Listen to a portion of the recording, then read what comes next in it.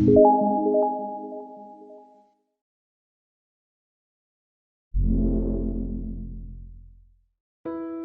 के लेसन में हम पढ़ेंगे एमएस वर्ड के रिबन में व्यू टैब में मैक्रो के बारे में। What is macro? मैक्रो क्या होता है? How to use macro? Macro का प्रयोग किस तरह से किया जाता है? कोई भी काम जो बहुत ज़्यादा समय ले रहा है उसको मिनटों या सेकंड्स में कैसे कंप्लीट कर दिया जाता है, ये मैक्रो की खासियत है। तो ध्यान से देखिएगा। चलते हैं हम अपने लेसन की ओर।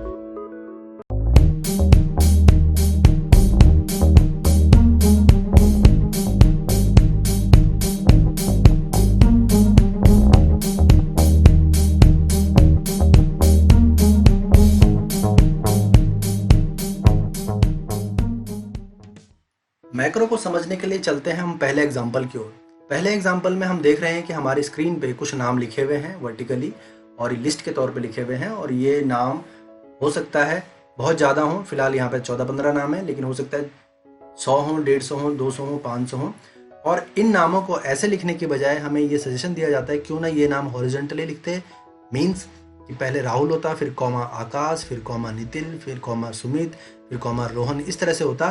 तो इतने सारे नाम हमारे 2-3 लाइन में ही सिमट के आ जाते और हमारा पेज भी बच जाता। लेकिन ऐसा काम करने के लिए हमें टाइम जरूर लगेगा। टाइम क्या लगेगा कि हमें बार बार कॉमा लगाना पड़ेगा, फिर इस आकाश को ऊपर बुलाना पड़ेगा, फिर कॉमा लगाना पड़ेगा, फिर नितिन को, फिर कॉमा लगाना पड़ेगा सुमित को। और मैंने कहा कि सपोज ये 500-600 नाम होते तो कितना टाइम लग जाता। तो इसको बहुत जल्दी करने के लिए हम मैक्रो की तरफ चलते हैं। मैक्रो में जाते हैं हम, रिकॉर्ड मैक्रो पे जाते हैं। यहाँ पर बाय डिफ़ॉल्ट नेम आता है मैक्रो 1। आप यही नाम भी रख सकते हैं और इस नाम को चेंज भी कर सकते हैं। साथ में आप कीबोर्ड पे क्लिक कीजिए। कीबोर्ड पे क्लिक करने का मतलब ये कि अगर आप इसका कोई शॉर्टकट की बनाना चाहते हैं तो आप उस पर क्लिक कर दीजिए। क्लिक करने के बाद वो बोलता है कि बोलिए यहाँ पर कौन सा शॉर्टकट की बनाना है।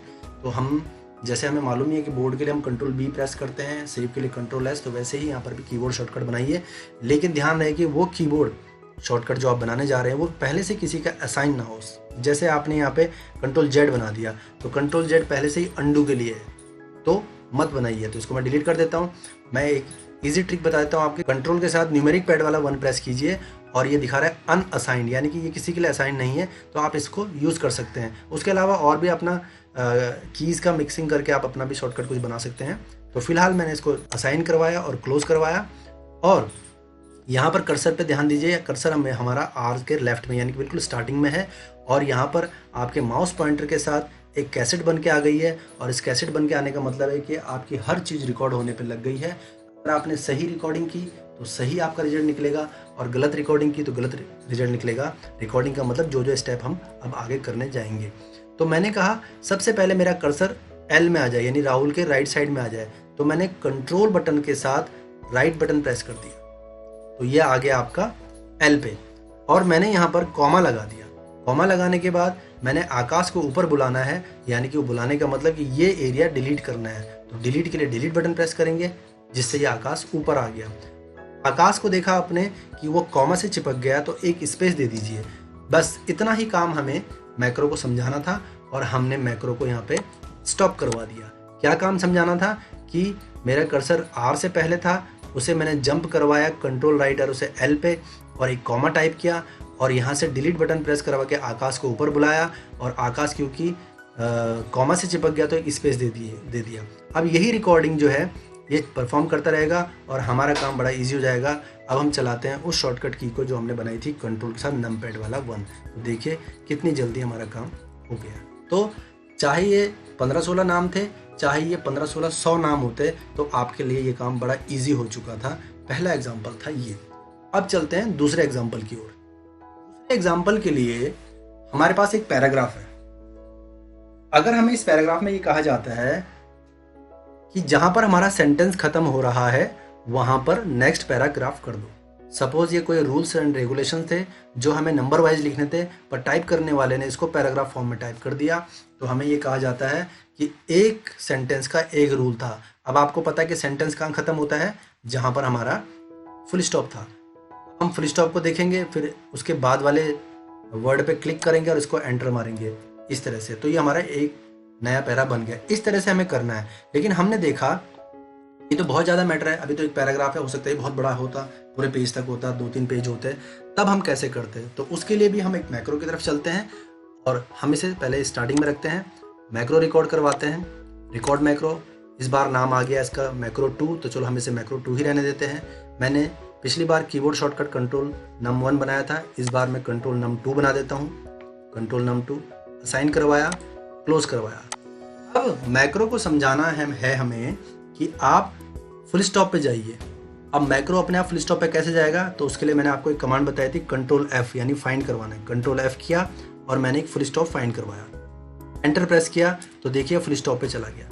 ये देखिए ये फुल स्टॉप पे चला गया। इस फुल स्टॉप पे जाने के बाद अभी एंटर नहीं मारना है, आपको कंट्रोल के साथ राइट एरो प्रेस करना है ताकि ये जो U लिखा है इसके Y पे टच हो जाए। तो मैंने कंट्रोल के साथ राइट एरो प्रेस किया और यहाँ पर एक एंटर प्रेस कर दिया। बस हमें इसको इतना ही समझाना था।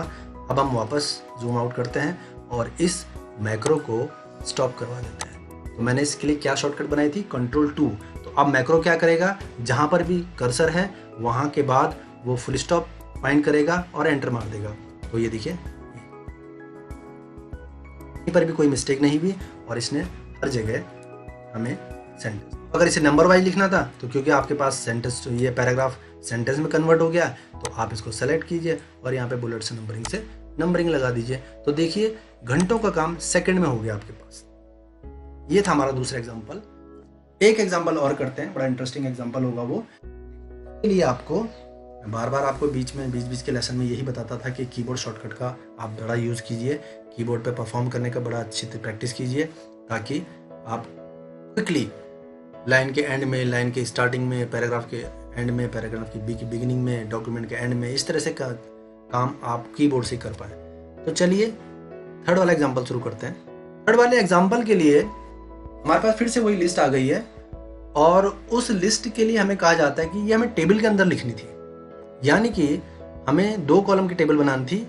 एक राहुल, जैसे कि मैं आपको करके दिखाता हूँ। सपोज हमें ये बोला जाता कि इंसर्ट में हम टेबल ले लेते हैं कि हमें ऐसे बनाना था कि राहुल और उसके बाद उसके बारे में जो भी लंबी चौड़ी बात होती है या उसके बारे में जो भी डिस्क्रिप्शन होता वो हम इस कॉलम में लिखते हैं, उसके बाद नेक्स्ट वाले में आकाश आता, उसके बाद वाले में नितिन, इस तरह से।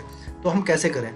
आपने सोचा चलो क्यों ना कॉपी पेस्ट कर दें, तो चलो इन 3 को लेते हैं, कॉपी पेस्ट करके देखते हैं तो क्या ये यहाँ पर आ रहे हैं, नहीं आ रहे हैं, आ रहे हैं तो एक ही सेल में आ रहे हैं। तो इस तरह की सिचुएशन हमारे सामने आ गई है। तो इस तरह का काम हम मैक्रो में कैसे करें? तो उसके लिए भी हम एक ट्रिक बता देते हैं आपको। क्या कीजिए कि इसको नीचे लाइए एंटर प्रेस करके, यहाँ पर सिर्फ और सिर्फ एक टेबल बना दीजिए 2 को। यहाँ पर टेबल बनाने के बाद तो सेट कर दीजिए, सपोज आपका यहाँ पर है। बस इतना काम आपने करना है। इसके बाद आपने मैक्रो स्टार्ट कर देना है, आपका कर्सर रहना चाहिए टेबल के अंदर। तो अब हमें मैक्रो स्टार्ट करना है इस काम के लिए। मैक्रो में गए, रिकॉर्ड न्यू मैक्रो, मैंने मैक्रो 3 ही रहने दिया, इसका नाम बाय डिफॉल्ट आ रखा है। कीबोर्ड शॉर्टकट पे चलते हैं, तो क्यों ना मैं इस बार इसका भी कंट्रोल नमपैड की तरफ से 3 बना देता हूँ और क्लोज पे क्लिक कर दिया। अब हम मैक्रो को समझाएंगे कि जहाँ पर ये है, देखिए स्टार्टिंग पॉइंट का भी ध्यान रखना, हमने स्टार्टिंग पॉइंट यही रखी। मैक्रो को समझाएंगे कि आप डाउन एरो से नीचे आएंगे, कंट्रोल शिफ्ट राइट एरो से इस राहुल को सेलेक्ट करेंगे, कंट्रोल X से कट करके आकाश को उसकी जगह पे बुला लेंगे डिलीट प्रेस करके, अप एरो से ऊपर जाएंगे और उस राहुल को पेस्ट कर देंगे और उसके बाद आप टैब देके एक नई रो जनरेट कर देंगे और मैक्रो को स्टॉप करा देंगे। अब उस कंट्रोल 3 को मैं चलाता हूं तो देखिए कितना इजीली ये वर्क हो चुका है। ये देखिए घंटों का काम सेकंड में हो चुका है और ये सिर्फ और सिर्फ मैक्रो की बदौलत। और मैक्रो भी हम तभी कर पाएंगे जब हम कीबोर्ड शॉर्टकट में माहिर होंगे, यानी कीबोर्ड की परफॉर्मेंस हमें अच्छी तरह आनी चाहिए। कब हमें एकदम शॉर्टकट से कहाँ जाना है, कंट्रोल शिफ्ट से कैसे सेलेक्ट करना है, कंट्रोल से कैसे मूवमेंट करना है। मैंने आपको शुरू वाले लेसन्स में बताया था कि आप जब तक MS वर्ड हमारा ख़त्म होता है तब तक आप कीबोर्ड शॉर्टकट की या कीबोर्ड में मूवमेंट करने की या सिलेक्शन करने की आदत डाल दीजिए। उसका एक चैप्टर भी बनाया था, अगर वो चैप्टर किसी ने नहीं देखा तो ऊपर आई बटन पे क्लिक कीजिए, वो मैंने पहले बताया हुआ है। अब आपको ये क्लियर हो गया होगा कि हमें मैक्रो की ज़रूरत क्यों पड़ती है। सिंपल सी बात है कि अगर हमारे पास बहुत सारा काम है और एक जैसा काम है तो हम मैक्रो की तरफ जाएंगे और मैक्रो बनाकर उस काम को घंटों की बजाय सेकंड में कर लेंगे। तो बड़ी पावरफुल चीज़ है मैक्रो, आप इसकी प्रैक्टिस कीजिए। अगर आपको समझ आया है, अच्छा लगा है तो लाइक कीजिएगा। अगर आपके पास कोई प्रॉब्लम है तो उसको कमेंट बॉक्स में लिखिएगा। कोई सजेशन देना चाहें तो कमेंट बॉक्स में लिखिएगा। और आगे इसी तरह इसी के टिप्स हम लेते आएंगे। बहुत ही अच्छी अच्छी चीज़ें होती हैं मैक्रो में, जिससे आपका काम बहुत ही ईजी हो जाएगा, जो कि हमें पता नहीं रहता सिर्फ नॉलेज कम होने की वजह से।